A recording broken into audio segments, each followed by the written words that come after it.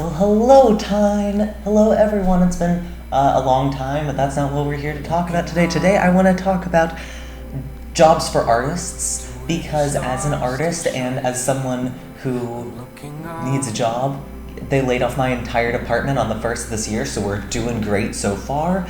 I'm looking for a job. I figure other artists are looking for a job because I don't know about you, but as a writer, filmmaker, painter, even though I think that there would be a lot of jobs for those people, there's not. I thought there would be in Portland. There's still not. So I just kind of want to go over how you can take some of the skills that you have as an artist and find an actual fulfilling job in the real world that makes like above minimum wage, because that was the other thing I was struggling with, was this is on my career path, and then I'd start and it would be like $12.50 an hour, which isn't great. It's okay, but it's not fantastic.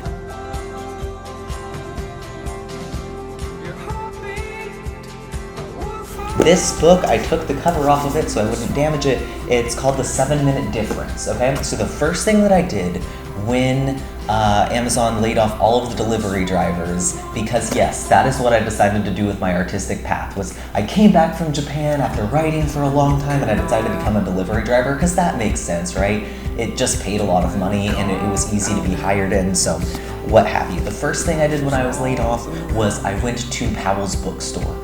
Beautiful, beautiful bookstore. I'm sure that any other writer has heard about it, but this is for all artists in general. And I picked out a book on being an entrepreneur, about finding your passions in life and like following through with them, because I was trying to figure out what I wanted to apply for, because of course I didn't want to be a delivery driver again.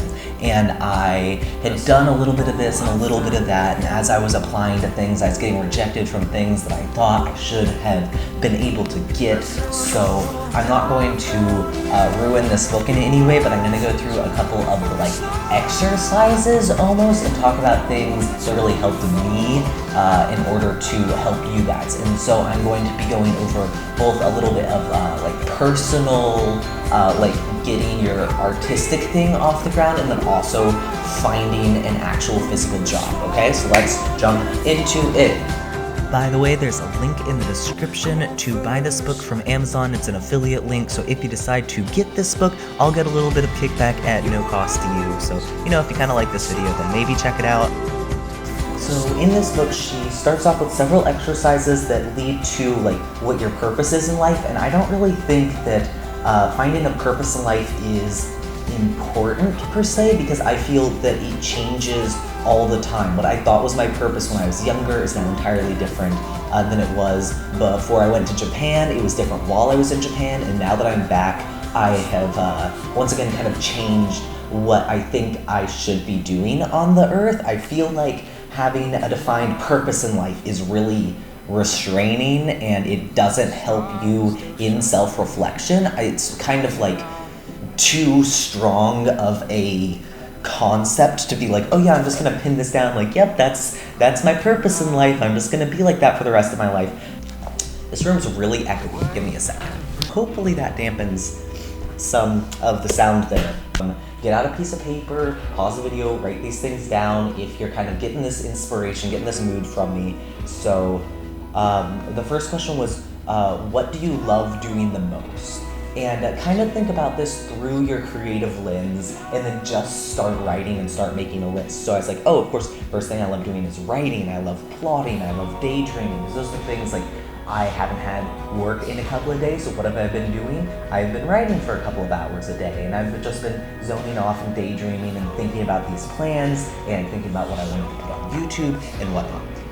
And then I kept writing, and I'm I really like to create plans of action. I kind of forgot that was something that I've always really enjoyed, because I love talking with my dad about, here's this plan for this business, and here's what my plan for how I'm going to get a job is, and here's my plan for how I'm going to approach this book. I didn't realize that was something, but I really love doing that, is talking about plans of action, creating plans of action.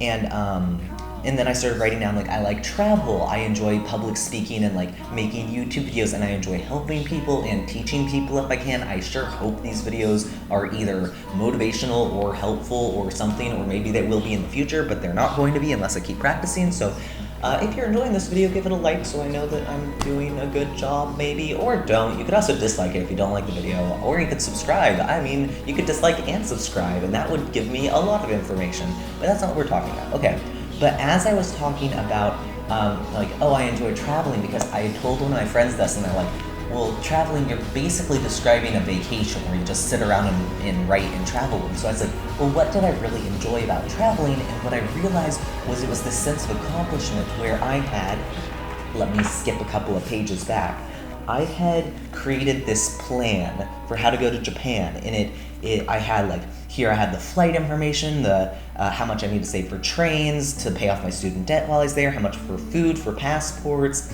my flight, when I was leaving, where I was going, because I went to like 1, 2, 3, 4, 5, 6, 7, 8, 9, 10, 11 different cities in Japan, and I was there for 3 months, and I only came out of it $500 over my budget, which was not bad at all. And I had this list of things I needed to do before, and I really got everything together, and I got a plan together. And so the most euphoric moments while I was there were the few times when I was just walking down the street and I was like, I'm in Japan. I did everything I needed to do in order to get to Japan. I can't believe I did this. I can't believe I pulled this off. And so what I realized was, in addition to kind of just like enjoying seeing different cultures and things, what I really loved was the actual, like, oh, I've achieved this. This is something that I did. And so when you are looking at like your list, take a second and like go into each item. So what do you enjoy about painting? Do you enjoy that you can express what's going on in your head? Do you enjoy having the time to yourself? And do you enjoy being able to like create works of art? Like diving into each individual thing and then seeing how you'd be able to apply that same idea, that same concept that is what is actually bringing you joy in it, and seeing if you can apply that to another area of work. So let's keep going into that. So then the second question that she asks in her book is, what are you the most competent at? So these are the actual physical skills. And so you could say, oh, I'm the most competent at videography. Or you could say, oh, I'm the most competent at gardening, or whatever your creative skill set is. I'm not going to just keep throwing out ideas here. But then I wanted to dig deeper. Instead of just saying, oh, well, I'm an okay writer, I started thinking about my personal life. And I've been getting a lot of feedback recently from my friends that you really inspired me to leave this bad person, or you really inspired me to go and follow this dream. And that was making me feel so good about myself, was hearing these things come back. That's why I'm back on YouTube, is because I want to inspire others. I really want to help people move up in the world and just kind of like enjoy life, because everyone seems to be suffering all around me all the time. And I just like trying to enjoy life, so I'm hoping to help you with that. So maybe put down some things that you're competent at within your creative field. And so basically what we're doing is we're creating a list of skills that you have, things that you're passionate about, and then the next one is the things that are the most fulfilling to you. And then we're going to be able to take all of these things and kind of put them together either for a resume or a cover letter, and just kind of find jobs that have these skill sets instead of looking for the job itself, okay? So things that fulfill me the most. Seeing a big project be completed. That's what I was talking about with solo traveling in Japan, but also with writing a novel. I've always felt like when I finished writing my first novel, highlight of my life. So for me, from time to time, I've gotten into like a depression or a funk where I didn't think I enjoyed anything and nothing was fun, and I couldn't figure out passions or purpose or anything like that, and it was really getting me down. And so one of the things that I've been doing recently to overcome that is thinking of a moment or a time or a project when I was feeling especially good. And that's why I started journaling I don't journal every day, I don't write a ton. I basically write to-do lists and then like what I did that day, and sometimes I write in Japanese to try to help me keep up with that. But when I was journaling every day and I build up this journal, I was flipping back through it to see what the actual things that I was reporting I was doing on the days when I had the most joy were. And it was amazing to me to see that what I thought brought me the most joy didn't actually. So take some time for yourself. Think over what are some moments that you felt particularly full of joy. What were you doing? If you were hanging out with people, what were you talking about? What about it was good? And then think about some projects that you worked on at work, at home, with your family that really got you together. Did you enjoy puzzles? Do you like problem solving? Did you really enjoy being alone when you were doing something with a group? Think about where you were and like the circumstances around it. Like, I am the most happy and the most productive when I have another job that's not physically demanding, that takes place in the later afternoon, kind of goes into evening, so I can have the whole morning to work on my own projects, get up, go to work. I have that structure, I have that time frame. I know this is when I'm writing, this is when I'm at work, and I don't have to worry about money. Going through those projects, making those 3 lists that I talk about, and then kind of looking over your skill sets, and then you're going to start to look for creative jobs that have those skill sets. So for me, a lot of the things that I realized I was passionate about were being in groups, talking over ideas, and creating structures and frameworks and design things. So then let's go back to if you're a painter and you'll realize that one of the things you like doing is creating murals that lots of people see and that inspire them. Well, what other physical jobs would you be able to get that inspire people when they look at your thing? Or if you really like the completion aspect of having a painting done and being able to hang it up and be like, this is complete. What other jobs do you think you could do where you would be able to complete things on a regular basis? Maybe this is doing bookings, maybe this is a diner situation, or like a restaurant where you'd be able to complete orders if you like that completion aspect. If you like film work, well, maybe you really enjoy being part of a team, maybe you really like a creative aspect of it, maybe you really enjoy having technical knowledge about something. And then if you're coming up with ideas of jobs that you really want, but you don't think you have the skill set for, take a little bit of time, open a new document, make a bullet point list of the skills that you have that are related to this job, even if you can't prove it on your resume, just like you know you have these skills. And if you think of stories that are associated with them, then like jot down a note about them beside it, and then go over 2 job listings for that job and look through their requirements and their day-to-day, what they're expecting of you to do. Copy and paste those over, have it in a different font, have it bold, whatever you want. And say, okay, do I have this skill, or can I prove that I have done this skill at a different job? What is something related to this skill? And if you don't have the skill at all, is that something you can teach yourself? If you can, if you feel up to it, make some resumes, make some cover letters, or if you're not sure whether or not you want to have this specific job, then make some calls. And I took a career class a couple years ago, and they said to have interviews with people in the job that you want to have, or shadow them for a day and see exactly what they do to find out whether or not you actually like that job, which is something I would definitely recommend. But now let's switch gears and kind of get over into the creative, you yourself are making a plan of action. Okay, so a couple of things here. The reason why this book is called The 7-Minute Difference, it's based off of an idea that I've actually been working off of since like middle school, where the projects that you do that take the least amount of time often end up being the most important. So if you can chunk down big tasks into little things to accomplish, it's much easier to check things off of your to-do list, get that momentum, and start actually making change in your life. So for them, they say that in 7 minutes, you can completely change your life, either just through actually defining your purpose, making these lists, taking these little micro steps, micro actions in order to move forward. For me, that looks like, well, I know that I need to get my book out into the real world. So what are some things that I need to do? Well, I need to find beta readers. That's a big open thing. So what's some chunk down tasks I need to do? Well, in order to do that, I need to know where my beta readers are. I had that big thing blow up on TikTok, kind of blow up. So then to find beta readers, I'll need to put out a TikTok video. So then to do that, what sound am I going to use? Am I going to talk to the camera? How many people do I need to get? Because I don't need this to blow up the way the first one did. I just need like 3 to 5 people who are going to read over it and actually be able to get back to me.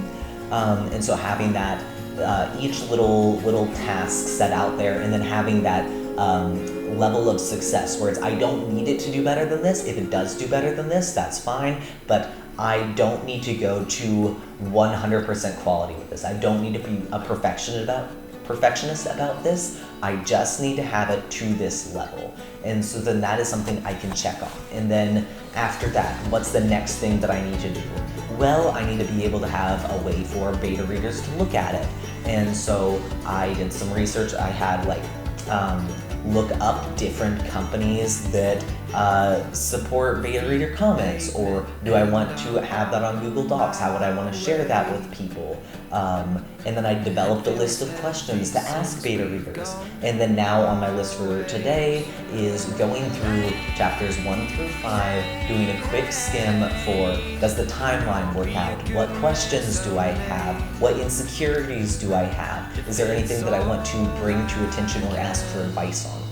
So really chunking down those tasks into what are the actual physical things you can do, one tomorrow, one the next day, one the day after that, in order to get your career moving forward. So I didn't set out to make a YouTube video today. I was reading this book and I was like, oh, you know, I'm coming up with some really great ideas. I should get my camera out so that I can film later. And so then all I told myself was I'm getting out my camera. So I went and I got the tripod out, I screwed in the camera, I put the battery on the charger, and then I was like, oh, well, I can get my Blue Yeti out too.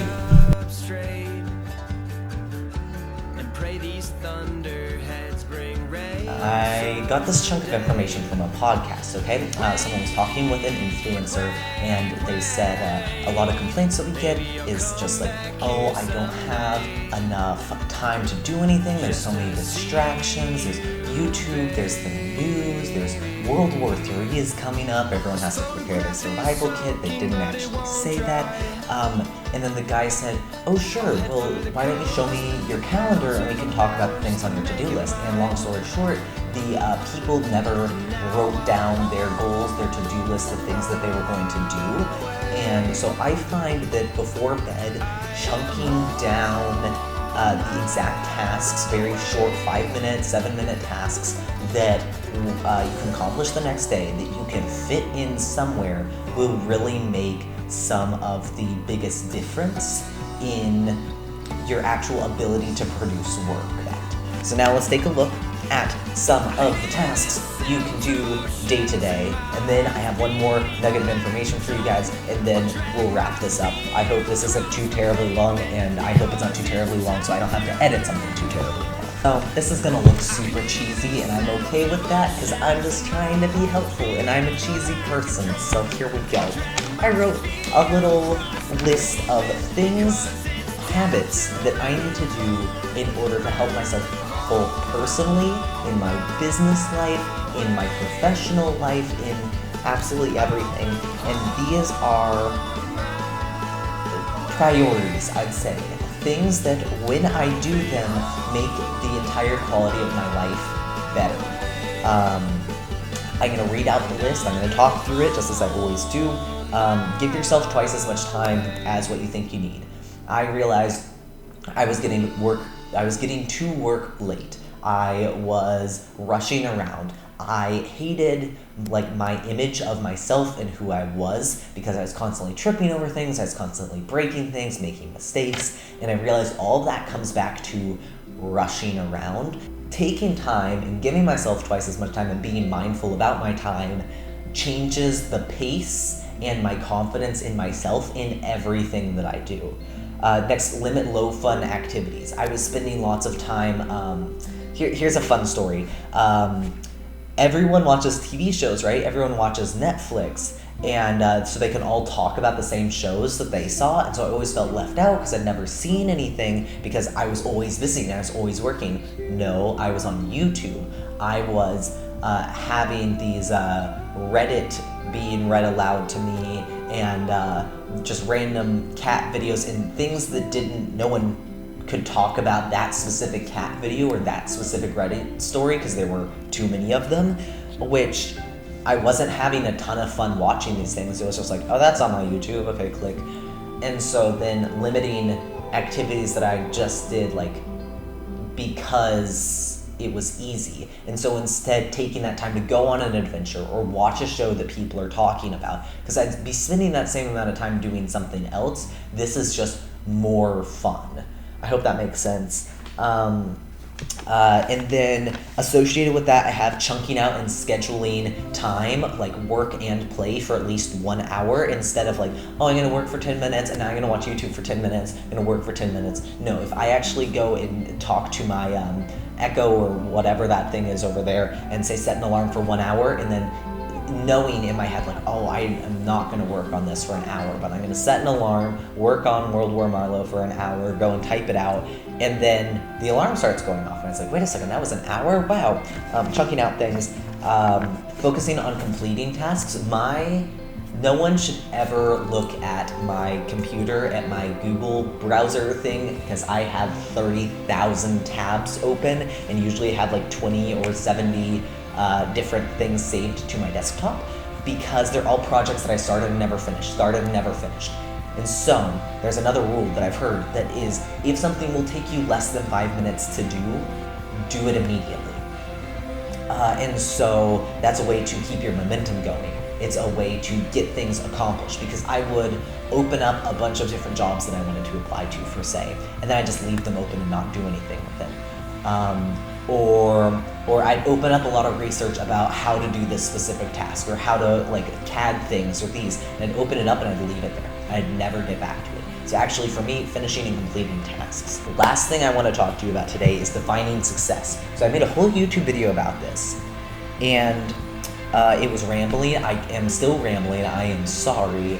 I went to go and edit it, and I was dying. I hated editing that video. I hate editing videos in general. So let's talk about success really quickly, because it does not need to be a whole video on itself. It was a huge, big thing. The biggest thing I learned in 2019 was that even if you don't define success, you still have a standard for success in your life. So what I mean by that is, one of my friends had this car, and it was costing them a ton of money, and they did not need a car to get to work, and they were always out of money. They were always eating ramen noodles. They were feeding their dog cat food because that's all they had, and I just felt awful about them, and I kept talking to them like, why aren't you selling their car? And they're like, oh, well, I need to go get the oil changed. Oh, well, I need to have this tune up, and I can't sell it without this and this and this, and they were coming up with a bunch of excuses, and I was just like, oh yeah, these are valid. And at the very end, we were talking about why they hadn't sold their car, and we talked about it long enough that we got to a point where they said, well, in my hometown, not having a car meant I was not an adult. It meant I didn't have freedom because I couldn't go anywhere. Everything was too far apart. I couldn't drive anywhere. And so for them, having this car was a level of success for adulthood. And I realized things like that for myself. Like when I moved back from Japan and I was living with my friends, I was like having panic attacks and I was super angry all the time. And I was like trying to figure out what was going on. And I defined this level of success for myself where, oh, when I get back from Japan, the first thing I'm gonna do is I'm gonna move into this nice apartment. And I was starting to get all these anxious, emotional, whatnot, because it was taking a long time, because things were higher in my price range than I thought they were, because I thought I had an apartment and then it fell through for reasons I couldn't control. goal. And I hadn't set that as a standard for success for myself, but it was subconsciously there. And so once I realized that I needed to find success in every little thing that I do, how many views I want to get on each individual TikTok, what success is, like, oh, I actually wrote for a full hour today or whatnot. Giving yourself those times to celebrate and say, yes, I did it, really feels good and makes life a whole lot better. And that was one of the things I put down on my list that was important to me when I was going through everything today. And so taking some time, it is the new year, lots of people make New Year's resolutions. I make sayings for the year, and kind of going through and seeing what is success for me this year. So just take some time today, make some lists, do some introspection, kind of see what other jobs are similar to your job, or what other jobs you need to do in order to build that resume to get that dream that you'll eventually be able to get if you are better than 90% of people and actually make your list and follow through with your list and schedule things out. But try to have fun with it. I know this all sounds really annoying and just bad. I know it just sounds, I think it's fun.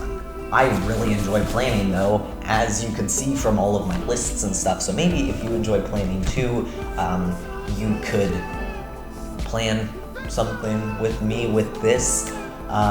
If you want, I want to offer one-on-one coaching in the future. So if you made it all the way through this video and you enjoyed my rambling, I would much rather ramble to you and listen to you ramble. So reach out to me in the comment section, DM me, find me on Instagram or TikTok, or I don't think I'm on any other social media, so it doesn't really matter. And say like, hey, I'd be interested in being a coaching client, and I would do it for free, and we could talk about it, and then I'd just have you like write a thing that says like, Jasper was good at coaching me, or Jasper sucked at coaching me, but it would be a review and it'd be a starting place. So if you're interested, reach out to me about that. And if you're not interested, have fun with the rest of your YouTube, with the rest of your planning, with the rest of your day, and I will see you guys next time. Bye.